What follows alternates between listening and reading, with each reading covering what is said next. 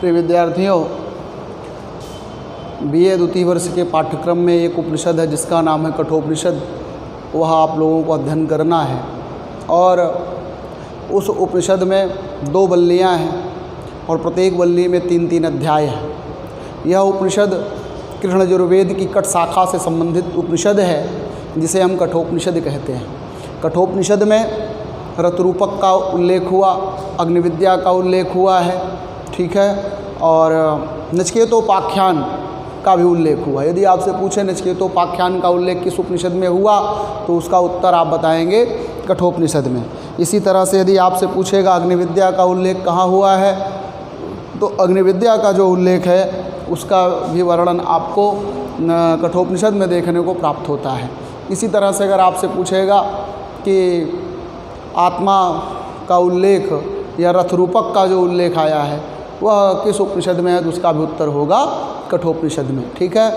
अब ध्यान देने वाली बात क्या है, यह जो हमारा श्लोक है 25वां श्लोक है जिसकी व्याख्या मुझे करनी है, इसके भाव को समझना है। परंतु इससे पहले हमें यह समझ लेना होगा कि मैं आपको एक बार से रिमाइंड करने के लिए पूरी बात बहुत ही है ना कम समय में समझा करके फिर अपने विषय पर आ जाता हूँ। देखिए, ये जो बात बताने चल रहा हूँ विषय संबंधित बातें हैं।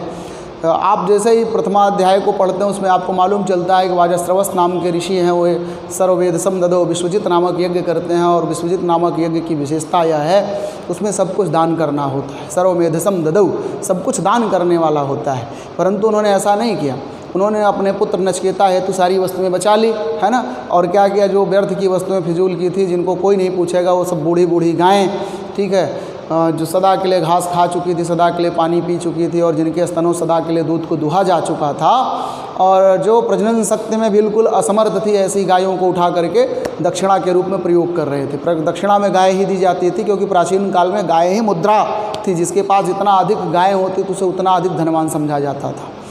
तो आजकल जैसे हम आप रुपया सिक्के की कीमत करते हैं, प्राचीन काल में गौ ही जो थी, गाय ही जो थी वो मुद्रा थी, वही धन की इकाई थी, ठीक है। तो प्रचलन में वही था। तो हुआ यूँ कि उन्होंने सारी बूढ़ी गायों को क्या किया, दान में देना शुरू कर दिया। तो नचिकेता को लगा कि हमारे पिता तो अनर्थ कर रहे हैं, इससे इन्हें रौरव नरक कामी होना पड़ेगा, कुंभीपाक नरक के पात्र बनेंगे। तो जो भी शास्त्रों में उल्लिखित नरक हैं संभवतः ये इन्हीं को प्राप्त होगा और एक पुत्र का यह कर्तव्य होता है वो अपने पिता को नरक से बचा ले, ठीक है। क्योंकि पुत्र शब्द जो है वो 2 शब्द का योग है, पु और त्र। तो पु माने पुम और त्र माने त्रायते। तो पुम नाम नरकात, त्रायते है ना पितरम सपुत्र, जो पिता को नरक में जाने से बचा ले वही कौन है, पुत्र है। और नचिकेता सोचता है कि मैं तो उत्तम कोटि का पुत्र हूँ। पुत्र 3 प्रकार के होते हैं, उत्तम, मध्यम और अधम। उत्तम पुत्र वह होता है जो पिता के इच्छा को है ना उसके आदेश से पहले समझ जाए और उस कार्य को कर ले, वह उत्तम कोटि का पुत्र है। और मध्यम कोटि का पुत्र वह होता है जो पिता को है ना पिता के आदेश पर कार्य को करे, आदेश का पालन करे, आदेश जब दिया जाए तो उसका पालन कर दे, मध्यम कोटि का। और निम्न कोटि का पुत्र वह होता है जो आदेश दे पिता परंतु उसको करे भी ना और इधर उधर है ना बहाना पढ़ा के चला जाए, वो निम्न कोटि का अधम पुत्र होता है। तो नचिकेता सोचा मैं तो उत्तम पुत्र हूँ, इसलिए पिता को हर हाल में क्या करना चाहिए, इस अधोकृत्य से बचाना चाहिए। तो नचिकेता ने क्या किया कि वो बालक था, उसने अपने पिता से बार बार टोका कि आप मुझे किसे दे रहे हैं, मुझे किसे दे रहे हैं, मुझे किसे दे रहे हैं। द्वितीयम तृतीयम तम हुआच, 2-3 बार उसने ऐसा कहा। तो वाजस्रवस जो कि उद्दालक ऋषि जिन्हें हम कहते हैं उन्होंने कहा ताम मृत्यु ददामि, तो मैं मृत्यु को देता हूँ, ठीक है। तो नचिकेता ने कहा ठीक है आप मुझे मृत्यु को दे रहे हैं तो आप पूर्व पुरुषों की बात अटल रही और वह कह करके यमराज जी के यहाँ चला गया। और जब यमद्वार पर पहुँचा तो यहाँ वो यम थे नहीं, वो कहीं गए हुए थे और 2-3 रात्रियाँ माने 3 रात्रि तक वहीं वो व्यतीत किया। और यमराज जब लौट करके आए तो इस बात का पता उन्हें पत्नी के द्वारा पता चला। तो उन्होंने क्या किया, अपने सेवक और पत्नी से कहा कि जल इत्यादि लाओ क्योंकि इनकी सेवा करनी चाहिए, ठीक है। तो अर्घ्यपाद्यादि से उनकी सेवा की और कहा कि आप हमारे यहाँ बिना कुछ खाए पिए 3 रात्रि यदवासी है ना मैं गृह, आप मेरे घर में बिना कुछ खाए पिए 3 रात्रियाँ गुजारी, अतएव आप क्या करिए उसी क्रम से है ना 1-1 रात्रियों के हिसाब से आप हमसे 3 वरदान मांग लें। तो अब यहाँ पर क्या हुआ कि नचिकेता ने सोचा कि ठीक है भाई अगर 3 वरदान मांग रहे हैं तो नचिकेता ने 3 वरदानों को ठीक है मांगना प्रारंभ किया। तो पहले वरदान में पितृपरितोष मांगा कि क्योंकि मैं अपने पिता को छोड़ करके यहाँ आया हूँ तो पिताजी बड़े बेचैन होंगे, बड़े घबरा रहे होंगे, रात्रियों में सो नहीं रहे होंगे, चिंता बड़ी होगी, ठीक है। इस तरह के तमाम सारे प्रश्नों को सोच करके वह पितृपरितोष का वरदान मांगता है और फिर यमराज जी के द्वारा पितृपरितोष का वरदान उसे प्राप्त भी हो जाता है। शांता संकल्प सुमना यथा स्यादवीत बन्य गौतमो माभिमृत्यो, है ना, कि हे मृत्यु के देवता हमारे पिता जो हैं वो शांत संकल्प और सुमनस सुंदर विचारों वाले हो जाएं, यही मैं आपसे मांगता हूँ, और मुझे पहचाने, हमसे बातचीत करें आपके द्वारा भेजे जाने पर। तो नचिकेता एक प्रकार से सदैह जो है घर वापस भी चला गया। इस तरह बड़ी चतुरता से एक ही वरदान में 2 वरदान मांगा, क्योंकि मृत्यु के पास, यमराज के पास जाने के बाद जो व्यक्ति लौटा उसे घर वाले पहचान नहीं पाए, परंतु यहाँ पर नचिकेता क्या करता है कि 2 वरदान एक प्रकार से मांगता है कि मैं आपके द्वारा भेजे जाने पर पिता हमसे, है ना, माभिप्रतीत मावदेत, मुझसे बातचीत करें और मुझे पहचाने। तो इस तरह से पहले वरदान उसने पिता परितोष, पितृ संतोष और पहचानने वाली बात भी कह दी, तो 2 प्रकार की बात हो गई। और दूसरे वरदान में स्वर्ग की साधनभूत अग्निविद्या का ज्ञान मांगता है कि जो स्वर्ग में प्रचलित, है ना, यह अग्नि है, अर्थात जिस अग्नि में हम हवन करते हैं, आवाहनीय अग्नि जिसमें देवताओं के लिए आहुति दी जाती है, कैसे स्वर्ग तक, है ना, इस आहुति को ले जाती है, इसके विषय में आप हमको बताएं। तो नचिकेता को यह सारी बातें जो है यमराज जी प्रदान करते हैं। अब तीसरे वरदान में क्या होता है कि नचिकेता, वही तीसरी बात जो मुख्य है, जिसके लिए उपनिषद मुख्य रूप से जाने जाते हैं, क्योंकि उपनिषदों में आत्मतत्व का ही विवेचन है। आत्मा क्या है, आत्मज्ञान का ही उल्लेख है, आत्मा ही उनका विवेच्य विषय है, किनका, उपनिषदों का। इसलिए जो है यहाँ पर नचिकेता अब जो है पूछता है कि आप हमको आत्मविद्या का संबंध बताएं, आत्मविद्या के विषय में बताएं। मैंने सुना है और यह देख भी रहा हूँ कि लोग 2 तरह के बात करते हैं। एक वर्ग लोगों का है जो कहता है कि मरने के बाद आत्मा रहती है, और कुछ लोगों का कहना है कि नहीं रहती है। इस विषय में आपसे अच्छा वक्ता कोई नहीं मिलेगा, इसलिए आप हमको जो है इसी संबंध में बताएं कि मरने के बाद की दशा क्या होती है, क्या मरने के बाद आत्मतत्व रहता है या उसका नाश हो जाता है, या शरीर ही आत्मा है ना, आत्मा क्या है, इसी के विषय में हमको उपदेश कर दें। तो एक प्रकार से वो आत्मा विद्या का उल्लेख करने को कहता है। तो नचिकेता ने जब इस प्रकार का प्रश्न करता है तो यमराज जी क्या करते हैं कि यमराज जी उसको आकलन करते हैं कि देखिए यह इतना सरल नहीं है। देवताओं ने भी इस विषय में पहले बहुत संदेह किया, लेकिन उनके समझ में नहीं आया, ये इतना सरलता समझने योग्य है भी नहीं, और तुम छोटे से बालक हो, तुम कैसे समझ पाओगे, है ना। तो एक प्रकार से वो आकलन करना शुरू किया कि नचिकेता अधिकारी भी है कि नहीं है, नचिकेता को यह बात बताना चाहिए कि नहीं चाहिए, या इस बात को समझ पाएगा भी कि नहीं पाएगा, क्योंकि आत्मतत्व इतनी सरलता से समझ में नहीं आता, और आत्मतत्व इतना सरल है भी नहीं जिसको, है ना, किस्से कहानी के माध्यम से बता दे और व्यक्ति को आत्मज्ञान प्राप्त हो जाए। यह तो जन्म जन्मांतर की सतत साधना का फलस्वरूप प्राप्त होने वाला लाभ है, जिसको हम आत्मलाभ कहते हैं। ठीक है, यह जो है चिंतन मनन और निधिध्यासन, है ना, सतत जन्मों का, माने जन्म जन्मांतरों का प्रतिफल और उस पुण्योदय है कि व्यक्ति को आत्मलाभ हो जाए। ऐसे महापुरुषों तो आपको शताब्दियों में देखने को मिलते हैं, जैसे कबीर, नानक, गोस्वामी तुलसीदास, है ना, शंकराचार्य भगवान, पतंजलि, महर्षि पाणिनि और आपके गौतम बुद्ध, महावीर स्वामी। तो आपको शताब्दियों में इस तरह का एकाध पुरुष मुक्त हो पाता है। तो कुल मिलाकर ये जन्म जन्मांतर का फल होता है। तो आपको मैं समझने के लिए इन पुरुषों का उल्लेख किया, क्योंकि ये सब पुरुष तो उस समय थे ही नहीं। अब दूसरी बात यहाँ पर ये आई कि नचिकेता को फिर यमराज ने क्या किया कि जो मृत्युलोक के भोग हैं, ठीक है, जिसके लिए व्यक्ति परेशान है, आप देख रहे जो साधारण मनुष्य की दृष्टि में रहता है सर्वत्र कि धन, पुत्र, स्त्री इत्यादि, है ना, इन सुख सुविधाओं में ही वो अपने तत्व को अर्थात आत्मा को भूल बैठता है कि मैं कौन हूँ, कहाँ से आया हूँ, मेरा क्या उद्देश्य है ना, मेरा क्या प्रयोजन है जिसके लिए मैंने मनुष्य शरीर को प्राप्त किया। और इन सब सारी बातों को भूल करके धन, पुत्र, स्त्री इत्यादि इन्हीं के चक्र में क्या है परेशान है।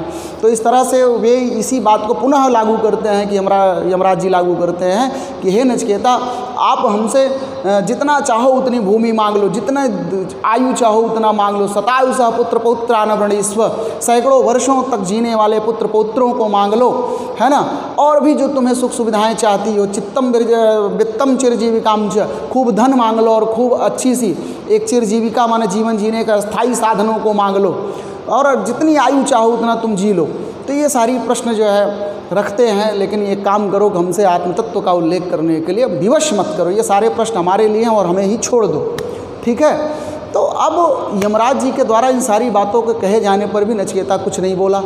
अब यमराज जी ने सोचा रहे ये तो टस से मस नहीं हुआ, कुछ हिलडुल नहीं रहा है, कुछ बोल ही नहीं रहा है, तो सोचते अच्छा चलो ठीक है, यदि ये मृत्युलोक के भोगों से जो है प्रलोभन इसको नहीं जगा, तो अब स्वर्ग के जो भोग हैं उनके द्वारा इसमें लालच उत्पन्न करता हूँ, संभवतः हो सकता है यहाँ पर ये डिग जाए और पारलौकिक भोगों में ही फंस करके आत्म तत्व को ना पूछे और मैं भी आत्म तत्व का उल्लेख करने से बच जाऊं, क्योंकि बड़ा ही सूक्ष्म धर्म वाला है आत्मा, उसका विवेचन इतना सरल नहीं होता है।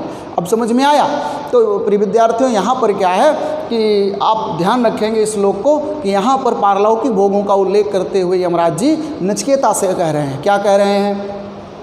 ये कामा दुर्लभा मर्त्यलोके शर्वान् कामान् छन्दता प्रार्थयस्व इमा रमा सरता सतूर्या नहि दृशालम्भनीया मनुष्यैः आविर्मत प्रताभिः परिचारयस्व नचिकेतो मरणं मानुप्राक्षी।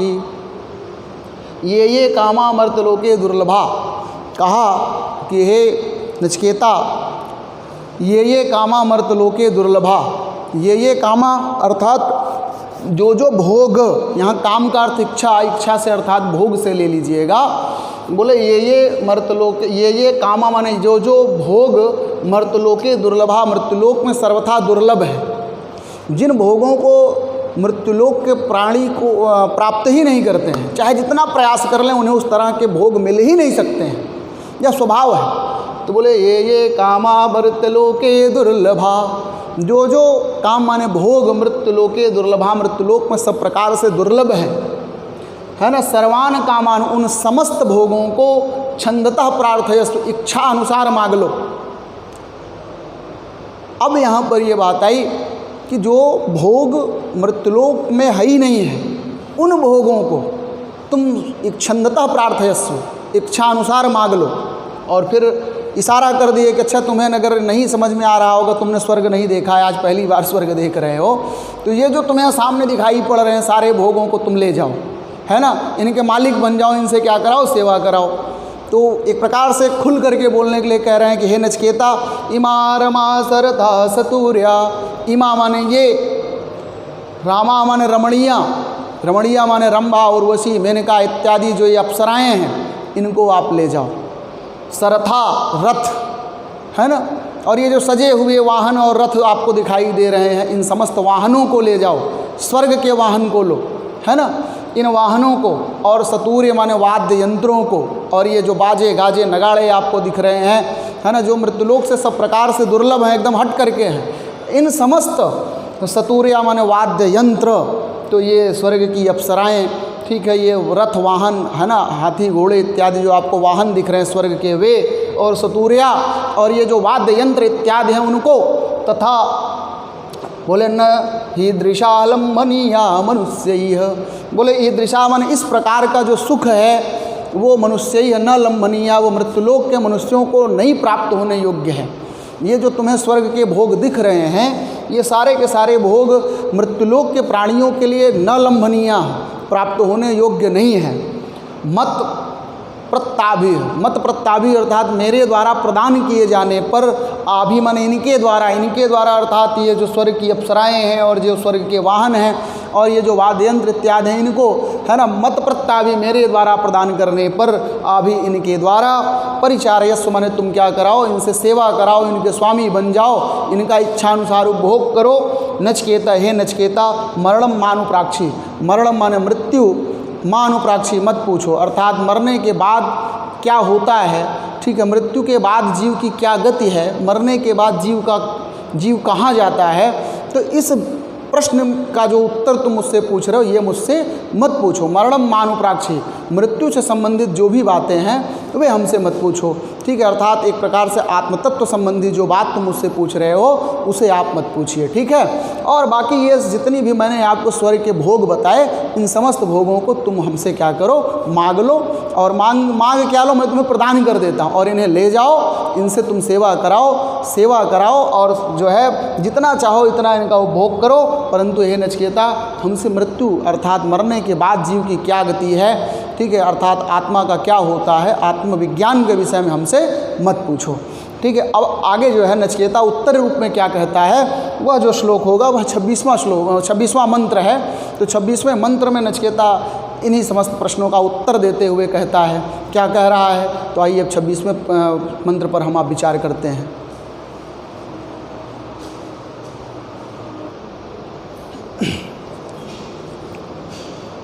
तो प्रिय विद्यार्थियों 25 श्लोक में यमराज ने क्या किया कि जो पारलौकिक भोग थे उनका उल्लेख किया, और उन समस्त प्रश्नों को सुनने के बाद 26वें में नचिकेता उत्तर रूप में क्या कहता है, तो उनका जो उल्लेख है वो मैं आपको इन्हीं 2 मंत्रों में दिखलाने का प्रयास करता हूँ। तो नचिकेता ने 26वें मंत्र में यह कहा कि स्वभावामर्तस्य यदन्तैकत सर्वेन्द्रियाणां जरयन्ति तेजः अपि सर्वं जीवितल्पमेव तवैव वाहास्तव नृत्यगीते। नचिकेता को यमराज ने कहा ना कि इमा रमाः सरथा सतूर्या, कि ये जो स्वर्ग की अप्सराएं हैं, जो वहाँ के वाहन हैं, जो भी वाद्य यंत्र हैं, इन सबको मैं आपको प्रदान करता हूँ और आप इन सब का उपभोग करें, इनके स्वामी बन जाएं। इस तरह के स्वर्गिक प्रलोभनों के द्वारा उसे उसके पथ से भ्रष्ट करने की चेष्टा कर रहे थे कि यह हमसे आत्मतत्व के विषय में ना ही पूछे तो अच्छा है। अब इन समस्त प्रश्नों को जब सुना नचिकेता, तो नचिकेता भी बहुत ही पटु बालक है, उसमें जो बुद्धि है बड़ी ही निष्णात है, बड़ी उत्तम कोटि की बुद्धि है। वह कह रहा है कि स्वभावामर्तस्य यदन्तैकत, इसको तोड़ेंगे तो हो जाएगा स्वभावा, यहाँ पर यह है नहीं क्योंकि समास नहीं होगा, तो स्वभावामर्तस्य यत अंतक एतत, यदन्तैकत यद अंतक एतत। अंतक का अर्थ होता है अंत कर देने वाला, अर्थात यमराज। और बोले यद माने जो, अंतक माने यमराज, एतत माने यह, यद अंतक अंतकैतत ऐसे कर दें तो यद अंतक, यहाँ पर एकता और कर दें अंत, यद अंतकैतत। बोले अंतक पद जो आया है वह यमराज के लिए है, और यमराज को ही संबोधन करते हुए वो कह रहा है कि हे अंतक, यद अंतक एतत बराबर यद अंतकैतक। तो यद माने जो, अंतक माने महाराज यमराज, और एतत माने यह। तो बोले एतत स्वभावा, इशारा कर रहा है एतत माने यह, स्वभाव, स्व अर्थात कल तक, भाव माने सत्ता। ये जो आप हमें भोग बता रहे हैं स्वर्ग के और मृत्युलोक के, ये सब के सब भोग जो है वो क्षणिक हैं, वह नाशवान है, अनित्य है। यह भाव है कि स्वभावा मर्तस्य यद अंतक एतत, एतत स्वभावा, एतत माने ये सारे के सारे जो भोग हैं ये स्वभाव है, इनकी सत्ता कल तक रहने वाली है, उसके आगे नहीं रहेगी। मतलब ये कल रहेंगे कि नहीं रहेंगे ये भी नहीं कहा जा सकता, अर्थात ये क्षणिक है। और स्वभाव का अर्थ होता है क्षणिक, ठीक है। तो एतत माने यह, यद अंतक एतत, एतत स्वभावा, ये जो आप हमें भोग की बात कर रहे हैं ये सारे के सारे भोग क्षणिक हैं।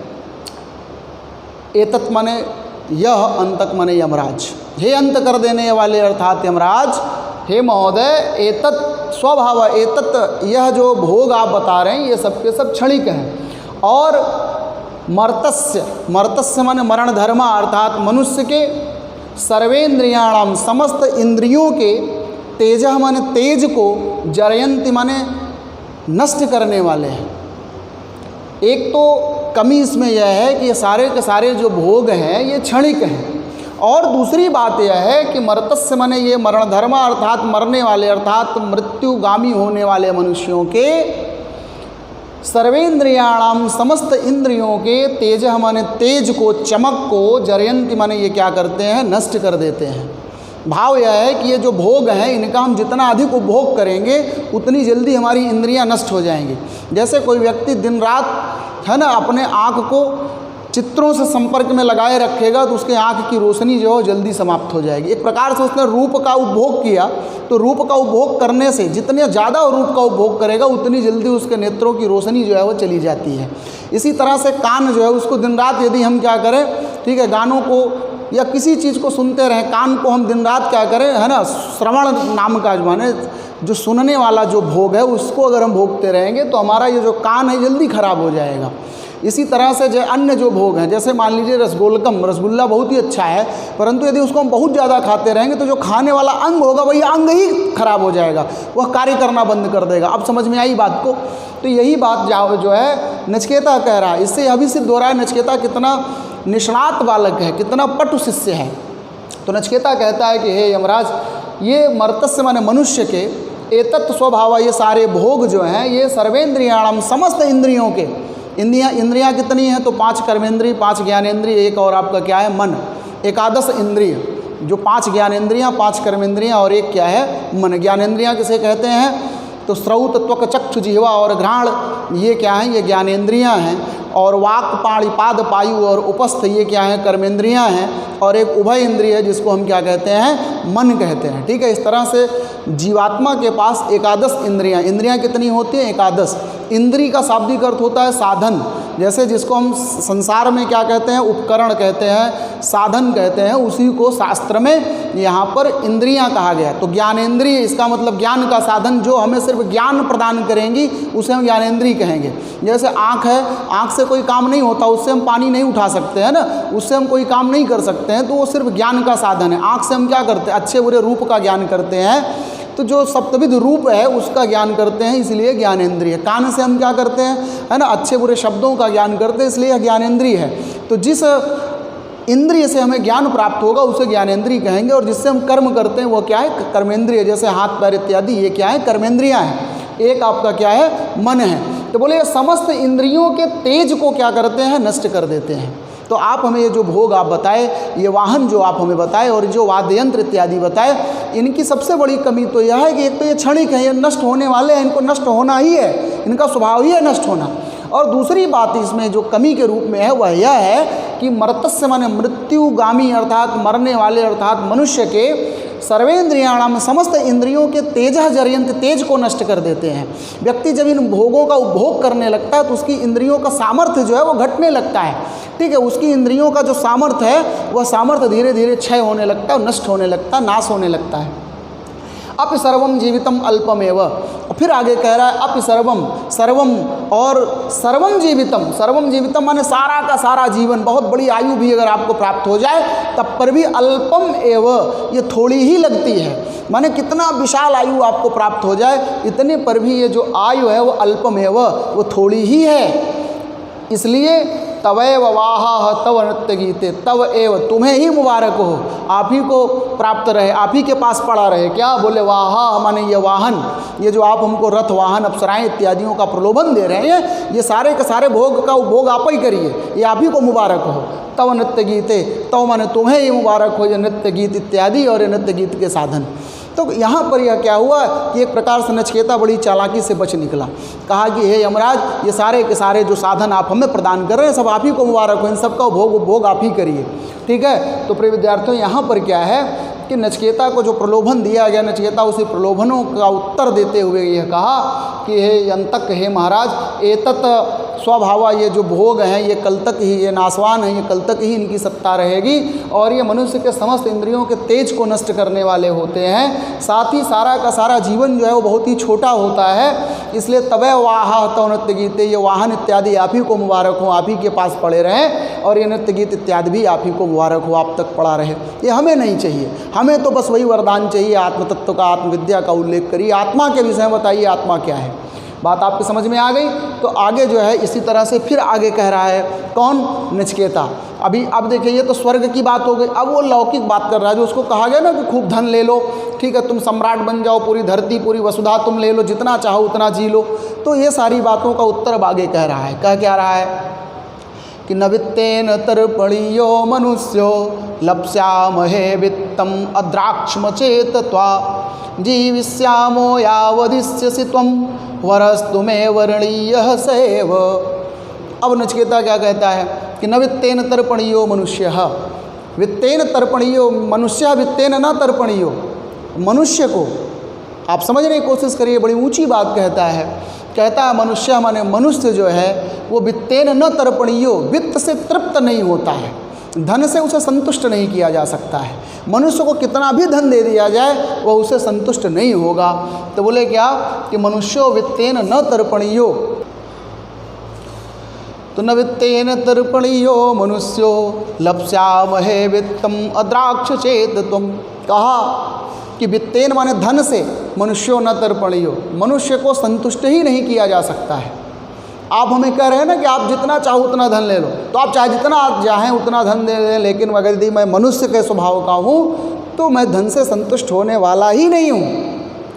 एक प्रकार से उसने समझाने की चेष्टा कर दी, मैं तो जिज्ञासु हूँ, मुझे धन की नहीं, मुझे ज्ञान की प्यास है। अब समझ में आया, मुझे धन की कोई प्यास नहीं, मुझे तो ज्ञान की प्यास है, और ज्ञान में मुझे आत्मज्ञान बताइए जिससे मेरी मुक्ति हो जाए। तो बोले क्या, न वित्तेन तर्पणीयो मनुष्यो, मनुष्यो वित्तेन न तर्पणीयो, मनुष्य कभी धन से संतुष्ट नहीं होता है, तो मनुष्य को धन से संतुष्ट नहीं किया जा सकता है। लप्स्यामहे वित्तम, मकारोत्तरवर्ती अकार है तो आ है, तो बोले क्या, लप्स्यामहे वित्तम अद्राक्षम चेत त्वा। तो बोले चेत माने यदि, त्वाम माने आपको, तुमको, अद्राक्ष माने देख लिया है, आपका दर्शन पा लिया, तो लप्स्यामहे वित्तम, तो वित्तम लप्स्यामहे, तो धन को तो वैसे ही पा जाऊंगा, क्योंकि अब आप हमारे गुरु हैं और आपका शिष्य भिखारी रहे तो ये हो ही नहीं सकता है, आप मुझे वैसे ही धन प्रदान कर देंगे। बोला क्या कि लप्स्यामहे वित्तम अद्राक्ष चेत तुम। तो बोले चेत माने यदि, त्वाम माने तुम, यदि तुमको अर्थात यमराज जी को अद्राक्ष्म देख लिया, यदि आप मैंने, आप तो दुर्लभ है, मैंने दुर्लभ में जो दुर्लभ है, मैंने आपका दर्शन पा लिया, तो लप्स्यामहे वित्तम, वित्तम लप्स्यामहे, तो वित्त को भी प्राप्त कर लूँगा, धन को भी प्राप्त कर लूँगा। और फिर कह रहा है क्या कि जीविष्यामो यावद ईस्यसे त्वम, यावद माने जब तक, ईस्यसि माने ईस अर्थात शासन, तो यावद ईस्यसि त्वम, त्वम माने तुम, यावद माने जब तक, ईस्यसि माने शासन करोगे, तो जब तक आप शासन करेंगे, है ना, तब तक जीविष्यामो, तब तक मैं जीवित भी रहूँगा, क्योंकि कोई गुरु अपने शिष्य को मारता नहीं है। अब समझ में आया। तो बोले क्या, यावद ईस्यसि त्वम, ईस्यसि माने शासन करोगे, त्वम माने तुम, यावद माने जब तक आप इस वसुधा पर शासन करेंगे, जब तक आप यमराज बने रहेंगे, जब तक आप मृत्यु के देवता हैं, तब तक जीविष्यामि, मैं जीवित रहूँगा। तो इसलिए जीवन मांगने की क्या आवश्यकता है, और धन से व्यक्ति तृप्त नहीं होता, इसलिए धन को क्या करूं मांग करके, है ना। और रही बात धन की, तो वैसे ही प्राप्त हो जाएगा। और फिर कह रहे हैं क्या, वरस्तु में वर्णीय सैव, फिर कहता वरस, वरह तू, वरदान तो, मैं माने मेरे लिए, सैव वर्णीय, वही वर्णीय है, वही मांगने योग्य है, अर्थात आत्मतत्व जो मैंने आपसे मांगा है, उसी आत्मतत्व का उल्लेख आप करिए, उसी आत्मतत्व का उपदेश करिए, वही मेरे लिए क्या है, मांगने योग्य वरदान है। वही वरदानों में वरदान तो वही है, यह कहने का भाव है। तो प्रिय विद्यार्थियों, यहाँ पर क्या है कि 26वें और 27वें श्लोक में नचिकेता ने एक श्रेष्ठ बुद्धि का परिचय दिया। नचिकेता जो है बड़ी ही चतुरता से, बड़े धैर्य और बड़ी गंभीरता से एक एक प्रश्नों का उत्तर दिया। यमराज जी के प्रश्नों का उत्तर देना, ठीक है, ये भी एक साधारण मेधा का कार्य नहीं, मेधा अर्थात बुद्धि, तो साधारण मेधा का यह भी परिचय नहीं है। तो उनके प्रश्नों का कितना अच्छा सा उत्तर दिया, इससे भी यहाँ पर यह सिद्ध हो जाता है कि नचिकेता एक उत्कृष्ट कोटि का बालक है, श्रेष्ठ बुद्धि वाला बालक है। तो प्रिय विद्यार्थियों, यह जो मैं बात कह रहा हूँ उसके कहने का भाव बस इतना है। यदि आपसे कहें नचिकेता के चरित्र चित्रण की बात करें, नचिकेता के चरित्र की विशेषताएं लिखने के लिए कहे, तो आप ध्यान रखिएगा, ये जो दोनों मंत्र हैं, इन दोनों मंत्रों को आप समाहित करके, अर्थात अपने प्रश्नों के उत्तर के रूप में इन दोनों मंत्रों को लिख करके आप अच्छे से अच्छे अंकों को प्राप्त कर सकते हैं। एक बात। दूसरी बात यह होगी कि इससे नचिकेता के चरित्र की जो वास्तविक मूल्य है, उस वास्तविक मूल्य को भी आप प्रकट करने की भी कोशिश करेंगे, प्रकट करने की चेष्टा करते हैं। तो ये जो दो मंत्र हैं, इन दोनों मंत्रों से नचिकेता का जो चारित्रिक मूल्य है वह पूर्ण रूप से प्रकट हो जाता है कि वह उसमें आत्मतत्व प्राप्त करने का पूर्णतः, है ना, योग्यता है, वो आत्मतत्व का अधिकारी है, आत्मविद्या का ज्ञान करने योग्य है। तो प्रिय विद्यार्थियों, इस मने जो भी मंत्र दोनों हैं, इनको आप अच्छे से कंठस्थ करिए और इन पर बार बार प्रयास करिए इनका अर्थ जानने का। और इन्हीं शब्दों के साथ मैं अपनी वाणी को विराम देता हूँ। आगे के जो भी मंत्र हैं उनको मैं आपको अगली कक्षा में पढ़ाऊँगा। इन्हीं शब्दों के साथ धन्यवाद।